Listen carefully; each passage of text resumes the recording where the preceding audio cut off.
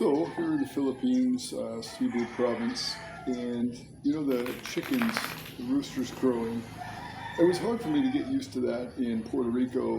It was hard for me to get used to that in St. Thomas. It was hard for me to get used to that in Hawaii.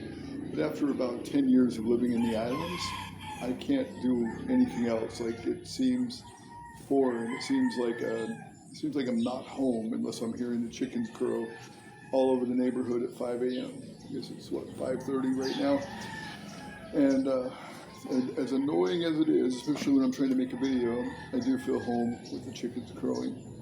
So as I do, I make these journal entries, sort of like Laura Ingalls in Little House on the Prairie. I make these journal entries. I always have. And if you look through my history, I usually say as far back as 2008 on my YouTube channels that I hope these are seen by my descendants, my children, my grandchildren, their grandchildren, and so on.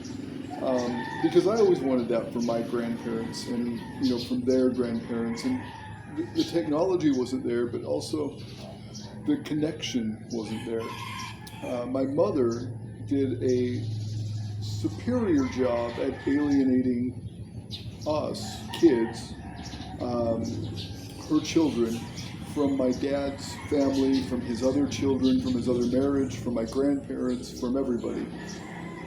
Even from her own mother. She wanted to have supreme control over the narrative and over the love and affection of her children. So we didn't get that, like one-on-one with the grandparents, with the uncles, with the great-uncles, aunts and so on, that my half-siblings did. And that is something I always wished that I had. And then my grandfather made genealogy books. He made 7, if not more. I got 7 of these, books stacked about this high with our genealogy. And I started reading them and longing for more connection with that, genetic, that, family connection, that side of my family that I wasn't connected to.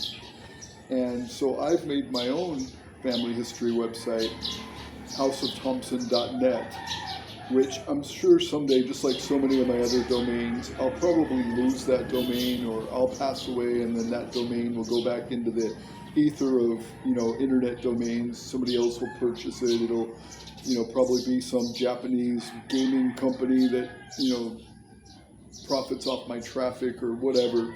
So it'll be on the Internet Archive at archive.org, and you can just search the website domain and find the history of this.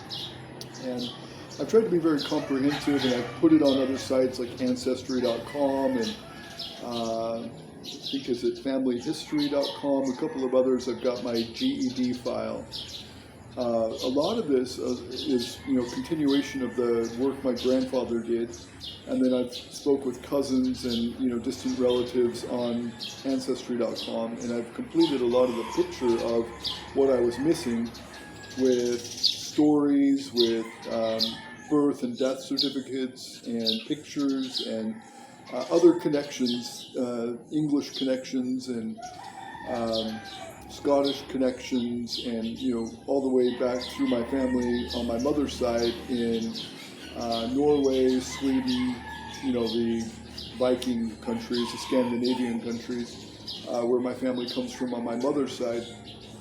And it's fascinating to me, and I'll always appreciate coming from a Mormon background, a background that values that family connection and that genealogy, that hobby of doing genealogy. I mean, they call it work.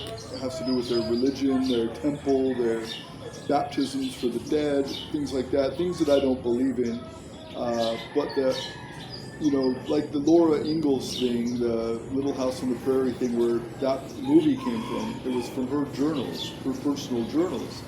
And I think it's just really fascinating. So I've always made these videos, and I document things that maybe would be obfuscated by history or lost to history, because I think some of these things are important. Like,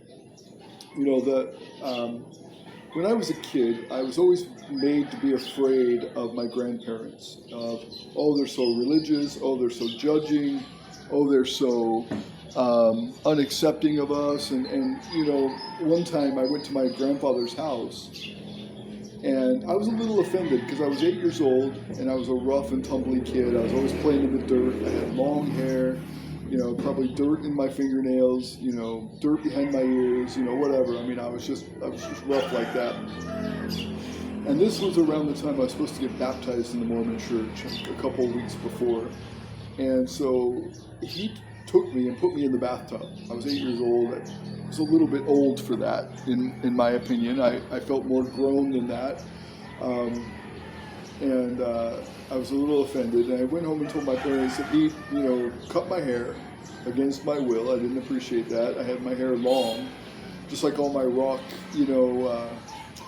idols, AC/DC and Metallica and whatever. Like I love these, rock bands, and I wanted to look like them.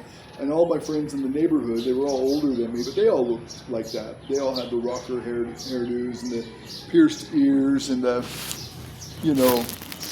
rock music jamming in their room with the posters. And, I wanted that. I had that. And that was part of my life. And my grandpa didn't agree. He wanted me to look clean cut and wanted me to be, a member of society, a member of the Mormon church, all this.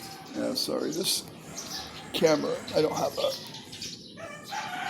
selfie stick for it anymore, but anyway, so I went home and told my mother this, and she already hated my grandparents. They didn't approve of her. She, interfered with my father's marriage to his other wife, as their opinion. I don't know, because I wasn't alive, but that's the story.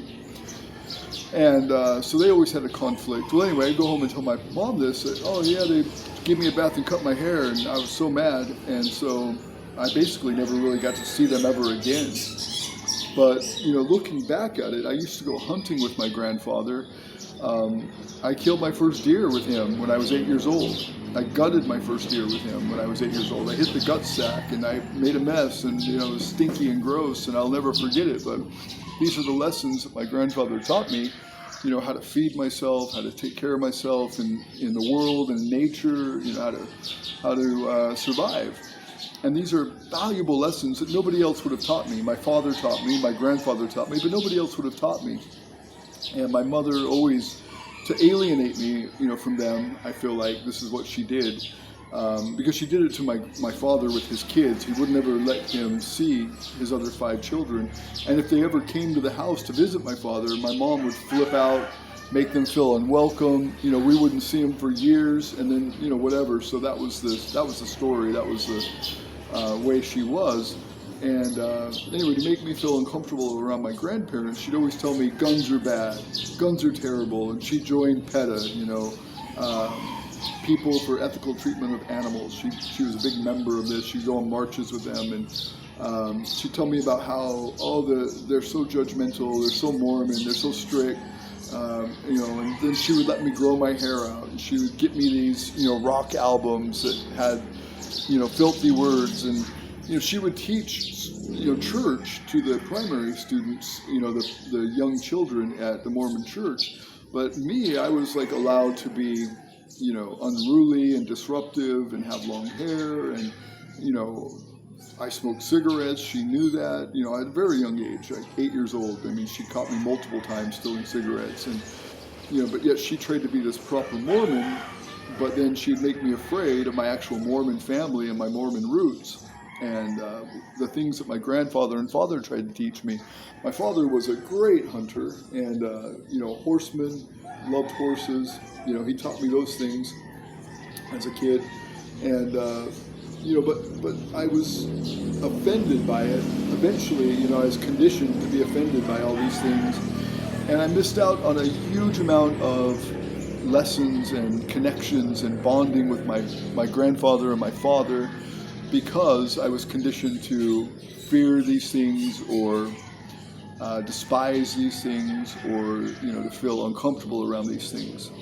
And so, later on, my mom and my grandmother got in this huge war, I guess probably around the age of 9 or 10 for me, and it was just very, forbidden for me to be around my grandmother. And then if anybody visited my grandmother lived like 2 houses away from my mother, but if anybody visited my grandmother, my mom would stop talking to them, lock the door, wouldn't let anybody in the house if they visited my grandmother, and would, chastise us over having a relationship with her mother. And I got some videos recorded before my grandmother passed away, but while my dad was dying of cancer, talking about how my dad would love to see my siblings, my half-siblings from his other marriage, but my mom won't let him. And, it was just this weird thing. And so these are the kind of things that I learned young, and I learned to watch out for as I grew and as I was a father myself and married to a woman who hated me and, is all in this, LGBT thing and, is into this gender war thing. And if, she wasn't a woman, her life would be so much different. She'd be so much more powerful. She'd be so much more successful, blah, blah, blah. Not the fact that she dropped out of school multiple times, college, not the fact that she, neglected this or neglected that in her life. But if it was the gender, if her gender was male, she would be more successful. And now my kids feel like that. Now my kids have been taught to hate their gender, and especially if they're female, they hate their gender, and because I am not pro-LGBT, they hate me because of it. And I've always been like pro-gay rights, and there's a huge history of me, defending gay rights and gay marriage and letting them live their life normally, however they want to. I'm very libertarian that way, but it's not my, not my tribe, and it's certainly not my belief system. As a Christian and as a disciple of Christ anyway, it's not my belief system, and I shouldn't be forced to make it my belief system, but I'm accepting of it. I'm not like, crass or mean about it. Like, I'm not judgmental about it. I just, I don't like that my kids would be involved in a lifestyle where 2% of the population have 58% of AIDS, and or 58% of new AIDS cases belong to this group of only 2% of the American population. And there's so much disease, but also all this antisocial behavior that alienates them and separates them from society. So I was never about that for them. I never wanted that for them, and I never promoted that with them. And that was my big conflict, my big divide with my ex-wife, is that she wanted this gender war thing. She wanted this, feel sorry for me because I'm a woman thing, and women are treated so badly thing, blah, blah, blah. But I was like, I don't know, like, let's talk about it. I think you're wrong, and that was, I've done radio for years, so that was my approach to it. It wasn't like I was condemning or, insulting about it. It was just, let's explore this. I don't think that's true. I think that's wrong. And, maybe this gender pay gap thing is wrong. Maybe women only work 35 hours a week on average, where men work an average of 47 hours a week. And so, the year total for people working the same job, maybe they don't work the same hours. Maybe they don't have the same dedication. Maybe women take time off for maternity. Maybe, blah, blah, blah. Maybe there's a reason for the difference in the pay weight or the pay gap or whatever. But it was always like, no, women are very oppressed. Native American people are very oppressed. Blah, blah, blah, blah, blah. Like, we need to be victims. We need to be victims. This was big thing is, we always need to be victims. And I was like, no, let's be empowered. Let's make our own way. Let's be Frederick Douglass in a world full of Jussie Smollett, Juicy Smollett, or whatever Dave Chappelle called him. Instead of trying to be a victim, why don't we try to be empowered and bold and strong? Instead of blaming the men or the patriarchy, why don't we empower ourselves and have our own businesses, make our own money? We don't depend on an employer. We don't depend on this gender pay gap. The market decides. Let's let that work for us. Let's let capitalism work in the way it's supposed to, free markets and stuff. So I always started lots of businesses and always included my kids with them, and they always learned and always helped and always, were deeply involved in the process. And that was my, resistance to this whole patriarchy is the problem thing. But when we got divorced, it got even worse with my ex-wife. She married a lady boy. She got deeply involved in the LGBT community. Her landlords are lesbians. Her best friends are lesbians. Everybody's gay in her life, it seems. And then she promotes this on my kids. So she got my daughter when she was like 13 or 14 into gender-affirming care, and she got her on hormones, and they're talking about removing her breasts and doing this whole gender transition thing, and it just got so much worse. So when they were with me, they were empowered and they felt like bold and able to handle life and start a business and be productive and in control of their own destiny.